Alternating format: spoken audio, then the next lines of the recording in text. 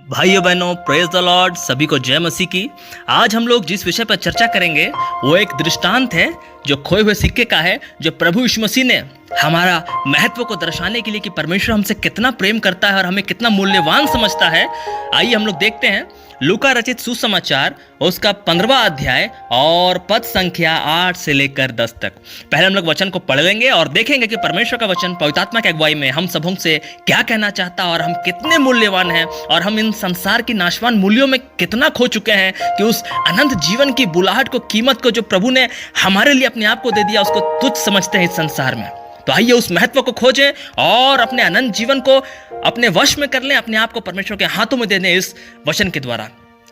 तो यहां वचन यह कहता है परमेश्वर का, या कौन ऐसी स्त्री होगी जिसके पास 10 सिक्के हो और उनमें से एक खो जाए तो वह दिया जलाकर और घर झाड़ बुहार कर जब तक मिल ना जाए जी लगा कर खोजती ना रहे, और जब मिल जाता है तो वह अपनी सखियों और पड़ोसियों को इकट्ठा करके कहती है, मेरे साथ आनंद करो क्योंकि मेरा खोया हुआ सिक्का मिल गया है। मैं तुमसे कहता हूं कि इसी रीति से एक मन फिराने वाले पापी के विषय में परमेश्वर के स्वर्गदूतों के सामने आनंद होता है। तो भाइयों बहनों, यहां परमेश्वर ने हमारा महत्व, एक स्त्री जिसने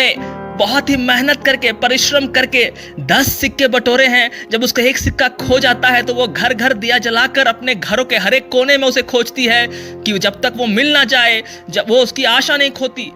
जब तक वो उसे हासिल नहीं कर लेती, और जब मिल जाता है तो अपने दोस्तों को, अपने मित्रों को, अपने पड़ोसियों को इकट्ठा करके कहती है, आनंद करो क्योंकि मेरा खोया हुआ सिक्का मिल गया है, क्योंकि मैंने इसके लिए परिश्रम किया है। उसी प्रकार जब एक मन फिराने वाला पापी परमेश्वर को अपना जीवन सौंपता है यीशु मसीह के नाम में, उसके पुत्र के नाम में, पवित्र आत्मा की अगुवाई में, तो परमेश्वर के स्वर्गदूतों के सामने ऐसा ही आनंद होता है। परमेश्वर के स्वर्गदूत परमेश्वर की महिमा में अपार उसकी चर्चा करते हैं कि एक मन फिराने वाला पापी जो भटक गया था, आज परमेश्वर के पुत्र, हमारे उद्धारकर्ता, मनुष्यों के उद्धारकर्ता, तारनहार यीशु मसीह में लौट आया है और स्वर्ग में आनंद होता है।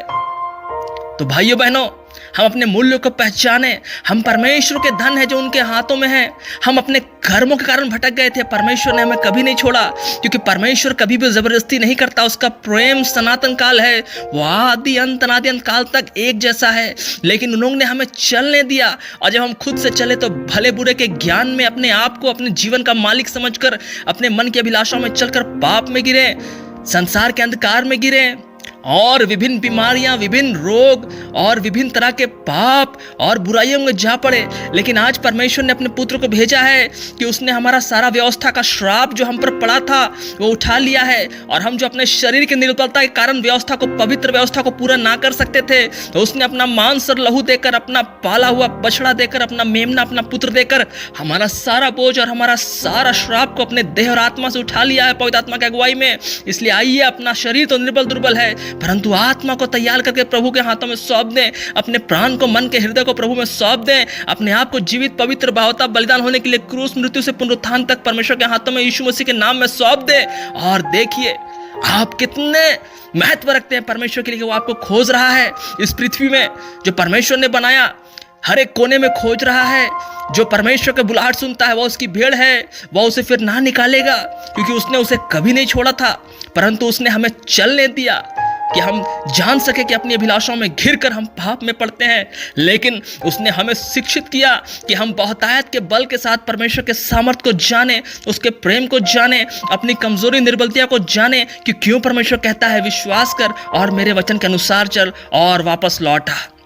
और वो हमसे इतना प्रेम करता है कि पुत्र के समान हमें बना लेता है, अपने पुत्र में बुलाता है और अपने सिंहासन से अच्छी वस्तुएं देता है। वो उत्तम दाखरस स्वर्ग राज्य का, वो उत्तम दाख मधु स्वर्ग राज्य का, वो उत्तम भोजन और दूध और मधु की धारा जहां बहती है, जहां सच्चाई की धारा, जहां प्रेम की धारा बहती है, वहां ले चलता है। तो हम अपने मूल्यों को पहचाने और इस संसार के नाशवान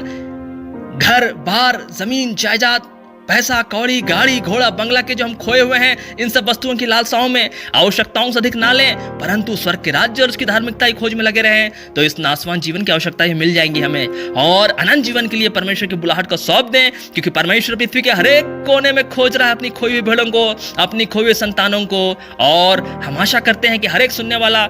अपने आप को सौंप देगा, क्योंकि न्याय का दिन निकट आ गया है। आज ही आपके लिए बुलाहट है, अपने आप को सौंप दें, क्योंकि द्वार बंद होने वाला है। जैसे नूह के दिनों में हुआ था, जैसे लूत के दिनों में हुआ था, वो जहाज बंद हो जाएगा, वो द्वार बंद हो जाएगा। परमेश्वर शुद्ध और अशुद्ध सब में से इकट्ठा कर रहा है। परमेश्वर इजराइलिया क्या अन्य जाति, क्या मसीही, क्या गैर मसीही, सबसे इकट्ठा कर रहा है। जब तक लूत सदोम से ना निकला, परमेश्वर का दूत, उनका वचन, उनकी तुर ही तैयार है। वो पहाड़ में जाके लूत बचा। हमारे लिए हमारा पहाड़ यीशु मसीह अपने आप को सौंप दे और देखे परमेश्वर हमें कैसा छुटकारा देता है। तो हर एक सुनने वाला परमेश्वर के वचन में आशीष होए, अपने परिवार के साथ और अपने आप को परमेश्वर को सौंप दे, यीशु मसीह के नाम में, आमीन।